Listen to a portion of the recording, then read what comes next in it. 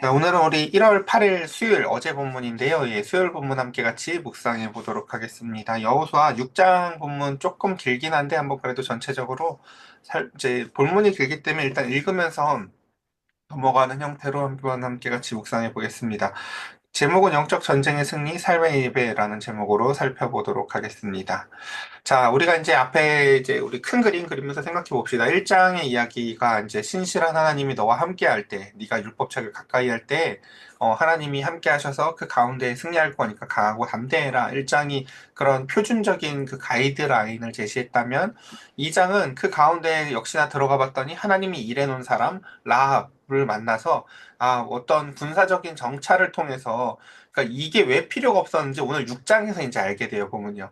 그런 정보가 필요가 없어요. 여리고를 이기는데 보니까 하나님이 승리하셨고 하나님이 임재할 때 승리하기 때문에 그래서 아예 정탐 자체도 하나님은 우리에게 필요 없는 것을 시키지 않으셨구나. 도리어 하나님을 만난 사람을 만나게 하심으로 말미암아 우리 역시도 그 가운데서 이 전쟁이 하나님께 달려 있다는 것을 깨닫게 하시는 이야기들. 그래서 3장은 그래서 강을 넘어가는 이야기였죠. 그래서 도강하는 이야기는 이제 그 가운데서 이제 옛사람, 옛 자아를 버리고 그 가운데서 하나님의 말씀대로 순종해보는 첫 번째 연습이자 이제 현대적 의미로 따지면 세례를 의미하기도 하겠죠. 이제 뭐 그다음 사장은 그 가운데서 이제 그 길갈에서 그다음에 그 도강의 의미가 무엇인지 그다음 5장 할례를 통해서 유월절을 지키는 또 다른 이야기들을 살펴봤습니다. 그래서 이게 이제 정말 되게 상징적이었었어요. 그러니까 이 사실 저는 5장이 정말 중요하다고 생각을 했는데 왜냐면은 그 적을 앞에 두고 나서 할례를 행한다라는 것만큼 그쵸? 온전한 순종을 요구하는 게 잘 없어 보여요. 다른 오히려 여리고성 도는 것보다 전 이게 훨씬 더 어려운 것 같아요, 사실은요.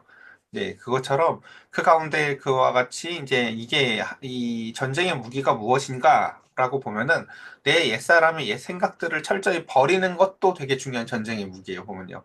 그리고 그 다음에 온전히 할례를 받음으로 말미암아 하나님의 말씀대로 사람이 보기엔 무기력한 상태에 빠진 거지만 하나님의 말씀에 온전히 순종한 상태가 바로 우리의 마음 가운데 가장 강력한 무기가 되어진다라는 것입니다. 그러니까 이걸 저는 그래서 기도를 의미한다고도 봐요. 이제 온전히 그 가운데서 그 다음에 오늘 6장 드디어 이제 그 전쟁의 서막 여리고를 어떻게 이기는지 한번 같이 살펴보도록 하겠습니다. 자, 그래서 지도를 보면 이렇습니다. 여기 시딤이 바로 이제 그 요단강을 마주하고 여리고 맞은편에 원래 이제 시딤이라는 곳에서 처음에 정탐꾼을 보냈었죠. 그러다가 드디어 이제 요단강을 건너가고 이 길갈이라는 곳에서 길갈 기억나세요? 굴러가다라는 의미를 해서 여기서 이제 그 가운데 하나님 앞에 온전히 그 세례를 이제 그 할례를 받고 할례로 말미암아 하나님께서 그들에게 그렇게 얘기하시잖아요. 내가 너희의 애굽의 수치를 굴려버렸다.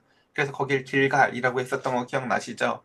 예, 제가 어제 안 해가지고 여러분을 벌써 까먹으셨을지도 몰라요. 그렇죠? 어쨌든 그래서 요 길갈에서 이제 그와 같은 일이 벌어지고 그다음 이제 하나님의 오늘 명령 한번 여리고에서 벌어지는 일 이제 여리고 평지에서 이제 그다음 이야기였었는데 어쨌든 봅시다.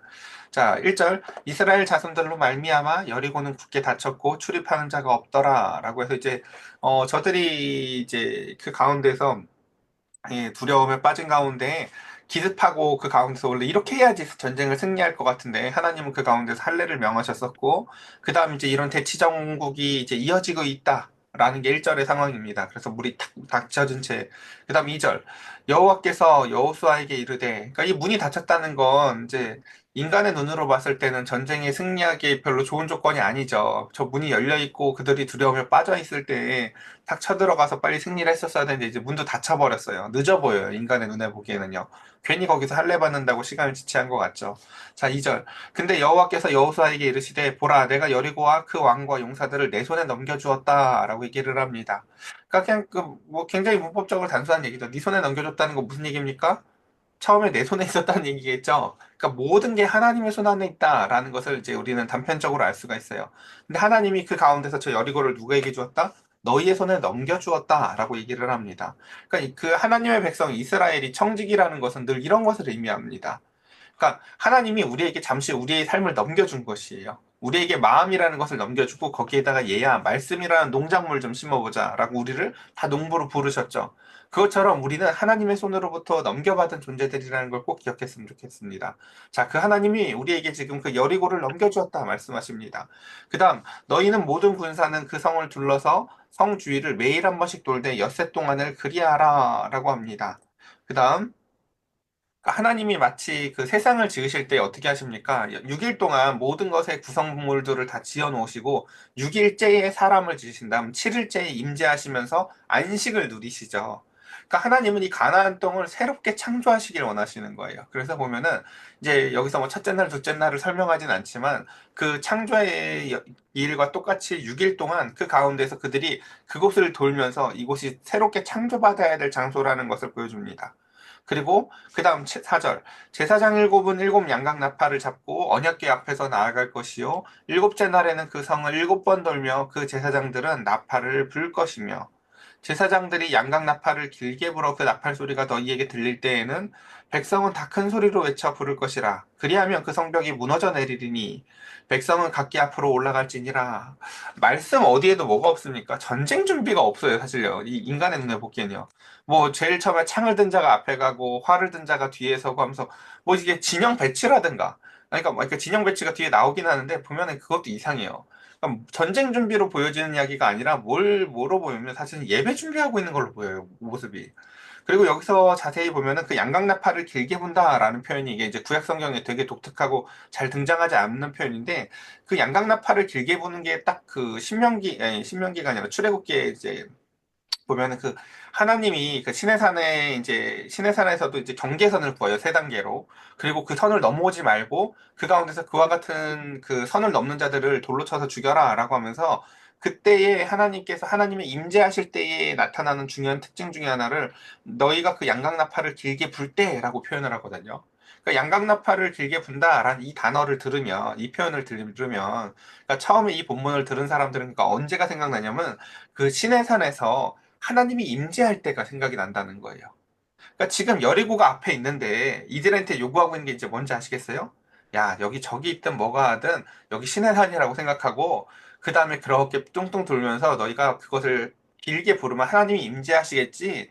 하나님이 임재하시면 이 전쟁은 승리하는 거야. 라는 거예요. 우리는 적이랑 싸워야 될 것 같이 보이는데 하나님은 뭐라고 명령하고 있는지 아시겠습니까? 하나님의 임재 준비를 해. 라고 얘기를 하는 거예요. 우리가 앞에서 전쟁에 나가서 장군이 싸우면 뒤에서 우리도 창 들고 원래 같이 싸우잖아요. 인간의 전쟁은요. 그렇죠? 장군이 말 타고 멋지게 싸우면 우리는 뛰어가서 그래도 창이라도 들고 싸우잖아요. 그러면 마치 그 베드로나 이런 사람처럼 주여 우리도 뭘 할까요? 막 해야 될 것 같지 않습니까? 하나님이 앞에서 뛰어나가실 때 우리는 누구랑 뭐 들고 싸울까요? 뭐 이렇게 해야 될 것 같은데 여러분 그 고대 전투의 일기토라고 아세요? 그 장수랑 1대1로 싸워서 승리한 다음에 밑에 있는 군사들은 싸움을 안 해요. 한쪽 이제 지면 다 도망가는 거예요. 마치 일기토처럼 이 모든 것들의 전쟁의 승리를 단번에 하나님께서 하나님의 임재로 이룰 것이고 너희들은 그 뒤에 승리한 이후를 준비하라고 요구를 하세요. 자, 그래서 그 성벽이 무너져 내릴 것이다 라는 것은 이 전쟁이 싸워서 승리하는 전투라는 요소가 있는 것이 아니라 하나님의 임재로 말미암아 승리할 거야 라는 것을 그 양각나팔에 길게 부는 소리를 통해서 아하, 우리의 전쟁의 승리가 어디에 달려 있다? 하나님의 임재를 통해서 그것이 드러나는 데 달려 있다라는 것을 잘 보여줍니다. 그래서 여기서도 중요한 건 그거예요. 아까 그 하나님의 임재의 소리를 그 양각나팔에 길게 부는 소리를 통해서 여기가 장소가 지금 이제 이 얘기를 제일 먼저 하면요. 제일 먼저 드는 생각이 뭐냐면 여기는 신의 산이 아니잖아요. 라는 거예요. 신의 산은 적도 없었고요. 거기는 원래 그 말씀을 배우는 학교였다고요. 우리 기억나세요? 학교 다닐 때요. 띵띵띵띵 이렇게 들으면요. 양각나팔 소리는 안 하지만 저는 그 쉬는 시간 10분에도 목숨 걸고 달려가서 10분 동안 운동장에서 축구하면서 놀았거든요. 그러다가 띵띵띵띵 하면 빨리 축구공 갖고 다시 빨리 이제 그 소리에 맞춰서 다시 막 땀을 뻘뻘 흘리면서 그렇죠. 빨리 다시 또 반에 가서 앉았었어요. 그것처럼요, 양각나팔 소리는 얘들아 돌아와라 하나님이 임재했다 원래 이런 소리라고요. 이게 학교에서나 해야 되는 소리처럼 학교에서 종소리 수업으로 부르는 종소리처럼 하나님의 임재의 소리인데 지금 전쟁을 앞두고 쟤들이랑 싸워야 될 것 같은데 그 소리를 준비하라고 요구를 하고 계시다는 거죠. 얘들아, 하나님 앞에 돌아와라.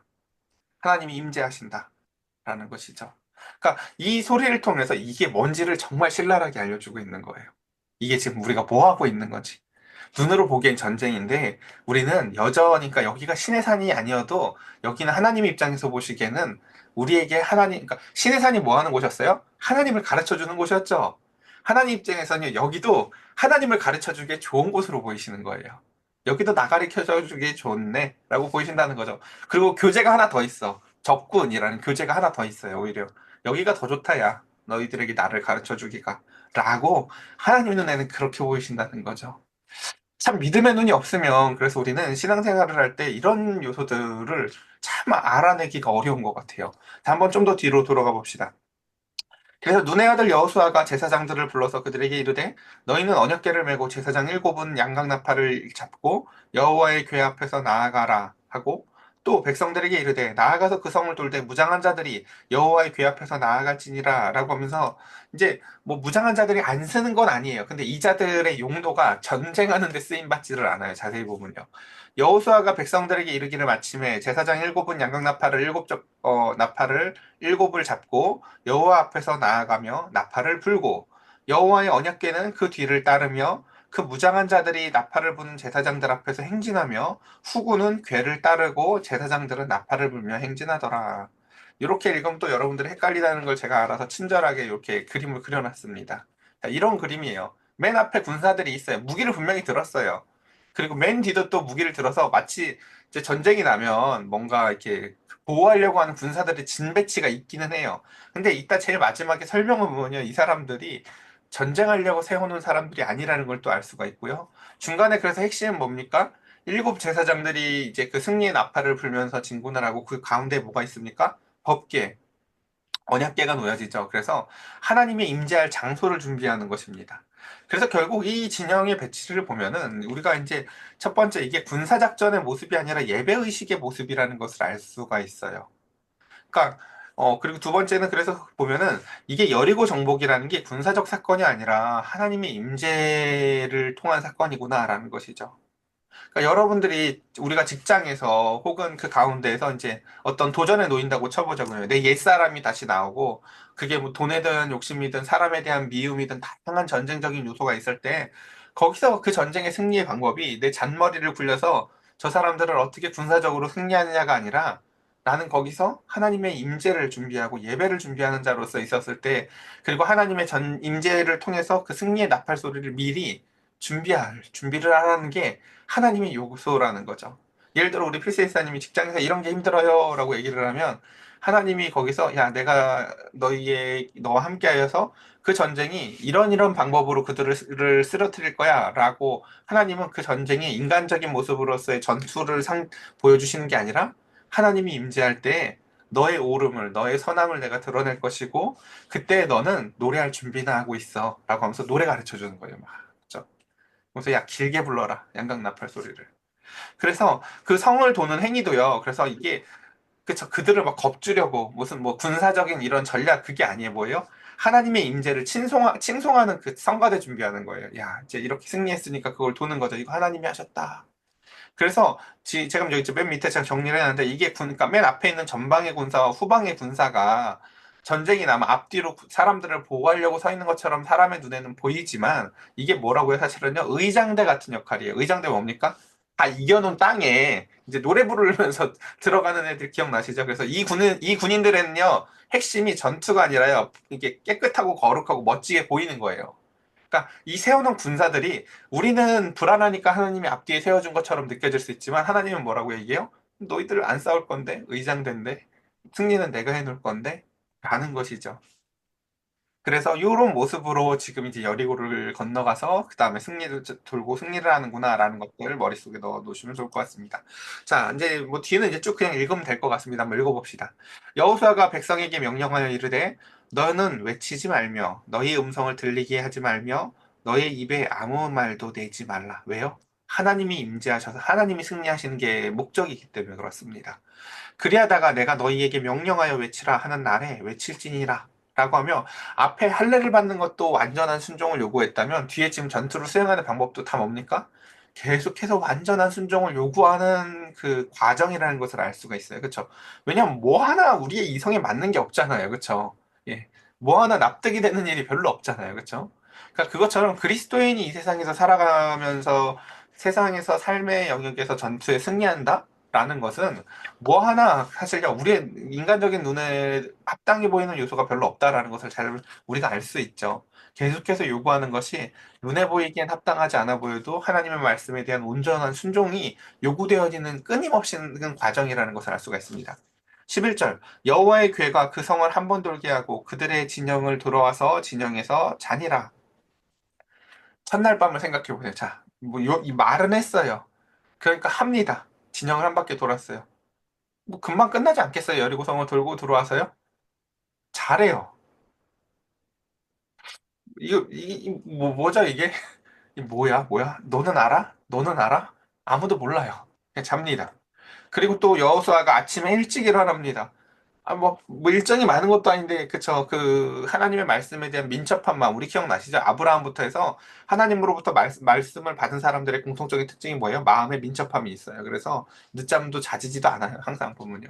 그래서 일찍 일어나서 그 가운데서 제사장들이 여호와의 궤를 메고 제사장 일곱은 양각 나팔을 일곱을 잡고 여호와의 궤 앞에서 계속 행진하며 나팔을 불고 무장한 자들은 그 앞에서 행진하며 후구는 여호와의 궤의 뒤를 따르고 제사장들은 나팔을 불며 행진하니라. 아까 그 도표가 이제 머릿속에 있으시죠? 앞뒤에 군사들이 있고 이렇게 행진하는 모습들. 그 둘째 날에도 그 성을 한 번 돌고 진영으로 돌아오니라. 엿새 동안 이와 같이 행하니라. 예, 이게 6일이 짧은 기간이 아니죠. 우리가 무언가를 해보면요. 그쵸? 예. 그것처럼 그 6일 동안 그들이 그곳을 돌면서 얼마나 두려웠을까요? 벌컥 성문이 열려가지고 저들이 나오면 어떻게 할까? 그 가운데에서 지금 이게 지금 무슨 의미를 가진 걸까라는 온갖 마음속에 의심도 들었을 거예요. 믿음의 방패로 막을 수도 있지만 그 가운데 6일쯤 되면요. 의심이 들 수도 있고 그 가운데서 이 의미를 알아차리는 것이 사실 어떻게 이기겠다는 건가 하나님은 가르쳐 주지를 않잖아요. 그쵸? 6일이 되도록. 하나님이 지금 이걸 하라고 해서 하고는 있지만. 그러니까 우리는 이 이야기의 결론을 다 아니까 뭐 상관이 없이 그냥 읽지만 이 당시에 이게 지금 우리가 그 우리의 삶의 자리에서 필세야 여리고를 돌아라 이런 명령을 이해할 수 없는데 6일째 그 일을 하고 있을 때 우리를 상상해 보면 그쵸? 이게 맞나? 뭐가 빠진 건 아닐까? 내가 해야 될 게 더 있는데 뭐를 더 준비해야 되는 건 아닐까? 그냥 진영에 가서 잘해요. 그냥 또. 뭐 오늘 하루 또 한 것도 없는데. 그와 같이 이게 무엇을 의미하는가라고 이제 생각이 들 것이었습니다. 자, 그 다음 봅시다. 근데 이제 중요한 건 15절. 드디어 이제 그렇게 일곱째 날, 그 오래 참으신 가운데 그 일곱째 날이 왔습니다. 일곱째 날 새벽에 그들이 일찍이 일어나서, 그쵸. 계속 어떻게 합니까? 의미는 몰라도 일찍 일어납니다.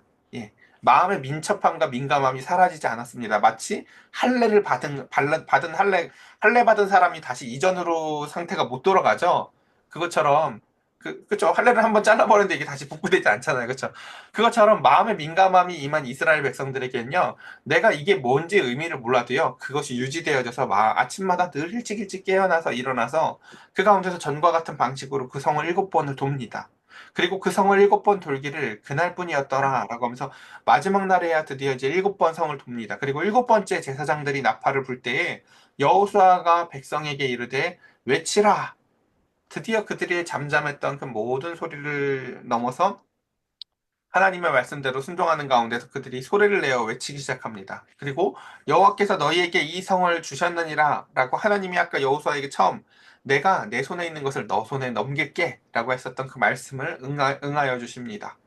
그리고 이 성과 그 가운데에 있는 모든 것은 여호와께 온전히 바치되 기생 라합과 그 집에 동거하는 자는 모두 살려주라. 이는 우리가 보낸 사자들을 그가 숨겨주었습니다. 여기서 중요한 기준점을 다시 줍니다. 자, 이 전쟁이 지금 뭐라고요? 우리가 저들을 이겼으니까 우리 마음대로 해도 되는 우리 거야가 아니라 뭐라고요? 이거 하나님이 혼자서 알아서 승리하시는 거고 그렇기 때문에 이것을 우리는 다시금 하나님께 온전히 바쳐야 돼라고 요구합니다. 여러분 또 그런 거 들어보셨을 거예요. 그쵸? 뭐 이렇게 물에 빠진 놈 건져 놓으면은 또 이제 보따리도 내놔라 이런다고요. 그쵸?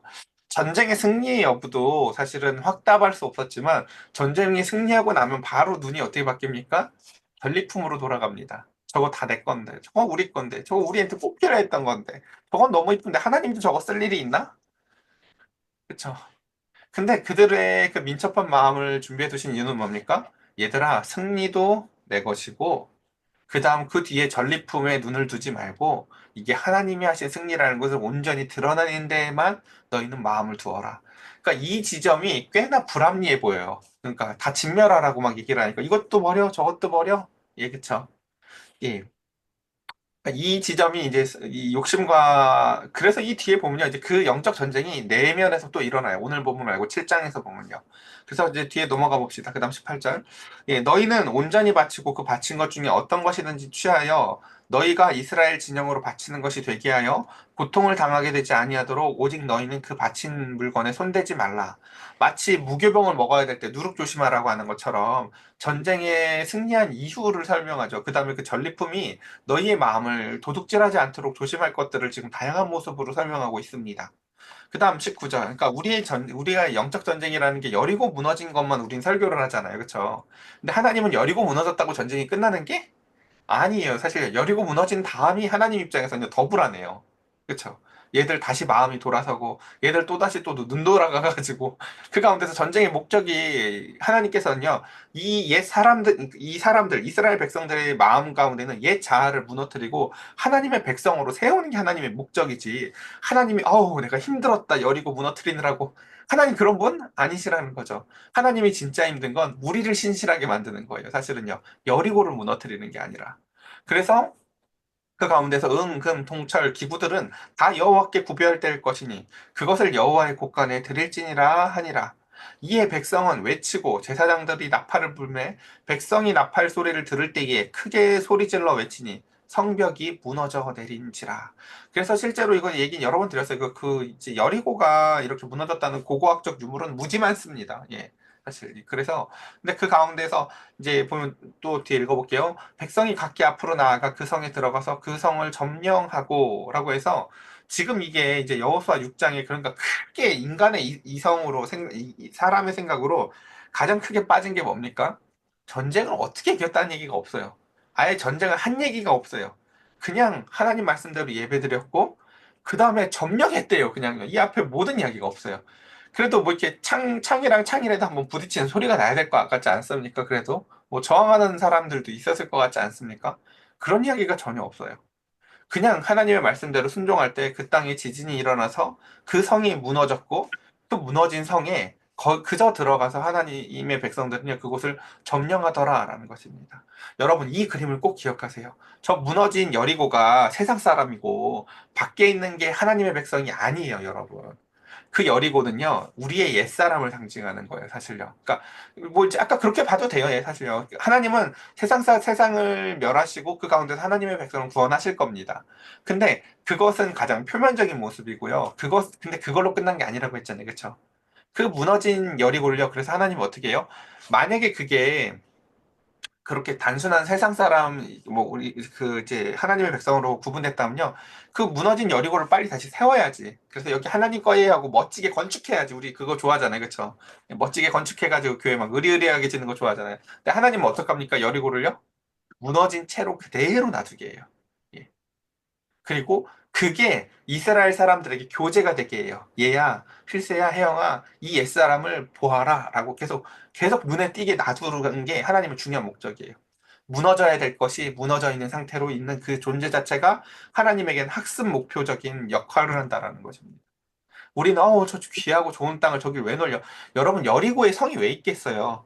거기가 군사적 요충지라서라고요. 그럼 이스라엘이 거기를 다 이제 만약에 땅을 회복하면 그 다음에 거기다 꼭 뭘 져야 돼요? 사실은 성을 져야 돼요. 군사적으로 봤을 때 그렇다고요.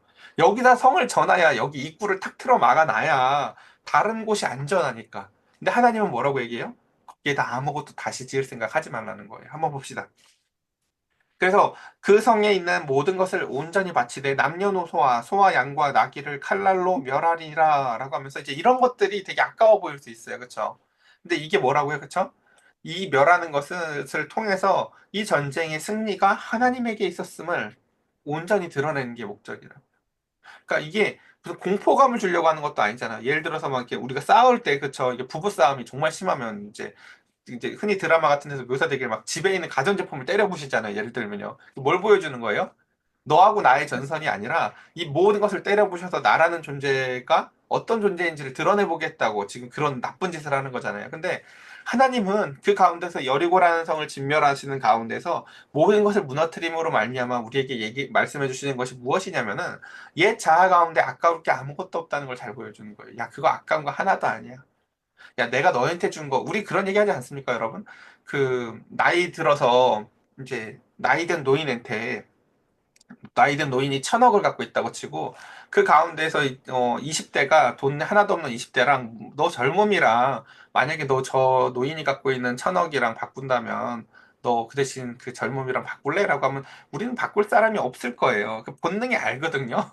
저 1,000억이 젊었을 때 있으면 너무 좋을 것 같긴 한데, 하나님이 주신 그 젊음이 저 1,000억보다 귀하다는 걸요, 그 노인의 삶을 보면 딱 알아요. 근데 그것처럼 그 가운데서 이 전쟁의 승리 가운데서 전리품이 아무리 좋아 보여도 그 가운데서 하나님이 하나님을 됨을 드러내는 것보다 중요한 것은 아니라는 것을 하나님은요, 그들에게 본능적으로 알게 해주세요. 그래서 그 땅을 정탐한 두 사람에게 그다음 이르되 그 기생의 집에 들어가서 너희가 그 여인에게 맹세한 대로 그와 그에게 속한 모든 것을 이끌어내라. 그래서 그 가운데서 이제 신나게 들어가겠죠. 그 정탐꾼들은요. 그 다음에 정탐한 젊은이들이 들어가서 라합과 그의 부모와 그의 형제와 그에게 색한 모든 것을 이끌어내고 또 그의 친족도 다 이끌어내어 그들을 이스라엘 진영 밖에 두었다라는 것이죠. 그래서 여기서 보면 모든 것을 진멸하는 듯 하지만 모든 것을 진멸하는 게 아니라 하나님에게 속하지 않은 모든 것을 진멸하는 것입니다. 그러니까 구약의 하나님이 폭력적인가? 그렇지 않습니다. 구약의 하나님은 그쵸. 폭력적이신 분이 아니라 하나님 그 이제 첫 번째는 교제적 역할을 하니까요. 그러니까 여러분들 지금 자녀를 양육하셨던 분들이 첫째를 이게 좀 엄하게 대하셨는지 모르겠어요. 첫째를 엄하게 대하는 이유는요. 그 아이의 인생만 달린 게 아니라 둘째와 셋째와 그 뒤에 있는 아이들에게 본이 되기 때문에 그렇습니다. 그렇죠? 하나님이 이 여리고라는 첫 번째 성에 대해서 철저한 진멸을 요구하시는 것도 그와 같습니다. 이게 앞으로 모든 싸움의 표준이 될 거라는 것을 보여주시는 거예요. 남기지 마. 이 뒤에 이제 뭐 남기잖아요? 그럼 져요, 그 전쟁이요, 이제. 예. 뭐 전리품에 대해서 탐심 내잖아요? 다 죽어요, 진영이요. 그러니까 그것처럼, 아, 하나님은 여리고 무너지는 거에 중요한 게 아니라 이 백성들, 사람 만드는 데에 하나님의 중점이 있다라는 것을 이 뒤에서도 계속해서 우리가 살펴볼 수 있습니다. 자, 그래서 무리가 그 성과 가운데 있는 모든 것을 불사르고 은금 동철 기구는 여호와의 집 곳간에 두었더라. 여호수아가 기생 라합과 그의 아버지의 가족과 그에게 속한 모든 것을 살렸으므로 그가 오늘까지 이스라엘 중에 거주하였으니 이는 여호수아가 여리고를 정탐하려고 보낸 사자들을 숨겼음이었더라. 그 구원받은 사람들이 이제 이스라엘 진영에 와서 얼마나 참 자신들 외에는 산 사람이 없을 거 아니에요. 그쵸? 그 진영 가운데에서. 그쵸? 그때 한 그 라합의 선택과 멋진 그 고백이요. 그들에게 일평생 얼마나 큰 자랑이었을까요? 26절. 자, 그래서 여호수아가 그때 맹세하여 이르되 누구든지 일어나서 이 여리고 성을 건축하는 자는 여호와 앞에서 저주를 받을 것이라. 그 기초를 쌓을 때 그 맏아들을 잃을 것이요 그 문을 세울 때 그의 막내 아들을 잃으리라. 우리 옛날에 그때 했던 거 이 본문 봤던 거 기억나시는 분 계세요? 그쵸? 이거 언제 세웠는지 기억나요? 그쵸? 이스라엘이 가장 황금기일 때 이걸 다시 세우겠다고 덤벼들죠. 그러니까 말씀이 무시되어지고 그쵸 이제 더 이상 우리를 대적할 게 없을 것 같으면요 하나님의 말씀도 무시하기 시작해요 이제. 그러니까 이게 얼마나 무서운 건지를 사실은 알 수가 있어요. 그래서 폐허간 땡 여리고가 있어야 되는 거죠. 그러니까 내 옛사람을요 한 번씩 묵상하는 게 그러니까 그렇게 나쁘지 않아요. 내가 옛날 그렇게 살았으면 지금쯤 하고 그 무너진 옛사람을 우리가 기억해야 합니다 사실은. 그래서 이 폐허가는 여리고는요 기념비적인 역할을 해요. 두 가지죠. 하나님이 승리하셨다라는 승리의 역할이기도 하고 나 원래 저런 존재였지라는 것을. 그래서 이 옛사람을 상징하는 게 요단강을 건너는 게 세례였다면 이 옛사람이 무너지는 게 바로 십자가입니다. 그러니까 그 십자가를 통해서 내 무너진 옛사람을 한 번씩 계속해서 묵상하고 그 가운데서 하나님의 임재만을 온전히 드러내는 삶을 사는 것이 우리가 이 땅 가운데에서 그리스도인으로서 승리하는 삶에 있어서 가장 중요합니다. 자, 시간이 많이 지났네요. 여호와께서 여호수아와 함께 하시니 여호수아의 소문이 그 온 땅에 퍼지니라. 아, 하나님의 백성은 이렇게 사는 거구나라는 첫 번째 모범을 우리가 살펴봤습니다. 첫 번째 이제 정리해 봅시다. 예, 1번. 전쟁의 승리의 무기가 무엇이다? 완전한 순종이었어요. 할례도 그랬고, 이해 안 되는 도르라는 명령도 그랬죠. 하나님의 전쟁의 승리의 방법이 뭐였습니까? 제가 제 딸들한테 사실 제일 많이 하는 게 그거예요. 저 밖에서 나는 무슨 일이 벌어지는지 모르는데 뭐 소리만 나면 뭐라고 해요? 걱정하지 마. 아빠가 갈게. 라고 해요. 예. 하나님 이렇게 말씀하세요. 야, 돌고 있어. 내가 갈게. 일곱 번째 날에. 하나님이 여러분들의 삶 가운데서 임재하실 때 여러분들의 삶의 문제가 심지어 하나님이 뭔지 모른다 할지라도 아무 문제가 되지 않습니다. 인간 아빠도 가면 다 해결해 줄 수 있는 지혜가 있고 능력이 있습니다. 하나님이 여러분들의 삶에 임재하실 때 혹여 하나님이 모르는 일이었을다 할지라도 하나님은 능히 우리의 삶에 해결 못하실 일이 없습니다. 두 번째, 전쟁의 승리의 목적은 전리품이 아니라는 걸 기억하십시오. 하나님은요, 전리품이 아니라 우리 안에 있는 죄를 진멸하는 게 목적이셨습니다. 그래서 세례와 십자가, 옛 자아를 진멸하는 게 이 전쟁의 목적이지, 옛 사람들, 그 옛날 세상 사람들 거 뺏어가지고 교회 높이 짓는 게 절대 목적이 아니다라는 것입니다. 세 번째, 구원과 심판. 가나안 사람이기 때문에 심판받은 게 아니었다는 걸 마지막 기억하셨으면 좋겠습니다. 우리는 노아의 방주에 탄 하나님의 백성, 저것들은 다 죽어도 싸는 세상 사람이 아닙니다. 그 가운데 저들은 가나안에 살아서 심판받은 게 아니라 하나님에게 속하지 않았기 때문이라는 것을 기억하십시오. 반대로 우리도 마찬가지입니다. 이스라엘에 있지만 하나님에 속하지 않은 자는 진멸받습니다. 그래서 라합과 그에 속한 자들과 하나님의 편의 선자들이 누구였는지, 그러므로 말미암아 마지막에 하나님의 가장 교훈적인 역할은 뭐였습니까? 여리고 다시 세울 생각하지 마였다라는 것입니다. 자, 우리 이 시간 함께 같이 우리의 마음속에 있는 그 어두운 여리고들을 무너뜨려 달라고, 그 가운데서 하나님의 승리만을 찬송하는 자들로 살게 해달라고 우리 함께 같이 기도합시다.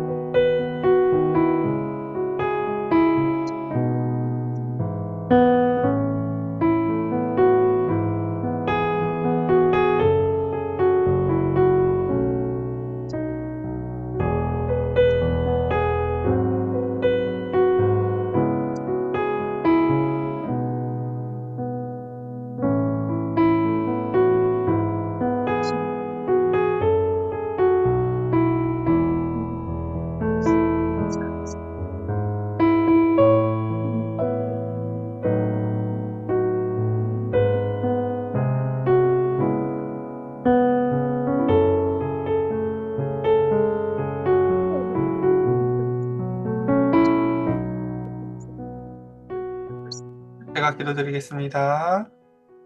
하나님, 우리 사랑하는 성도들, 그 길갈에서 예굽의 수치를 굴려버리신 하나님, 우리의 마음에 할례를 통하여 하나님 앞에 온전히 순종하는 훈련이 할례 하나로 끝나지 않음을 오늘 또 봅니다.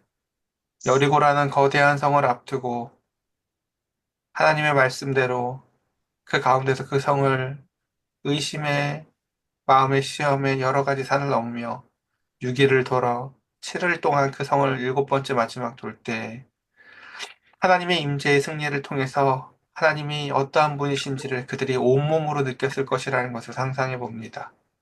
하나님, 우리의 마음의 옛 자아도 그와 같이 무너지길 원합니다. 하나님의 승리를 미리 노래할 준비들을 해 나아가며 양강나팔을 길게 불며 하나님의 임재의 날에 승리할 것을 주님 믿습니다. 주의 자녀들, 주의 성도들의 삶 가운데 하나님, 우리 사랑하는 하나님 아버지의 임재를 통하여 역전하게 하시고 승리의 나팔 소리가 들려지는 찬송하는 삶을 살 수 있도록 성령님, 하나님의 임재를 더하여 주시옵소서.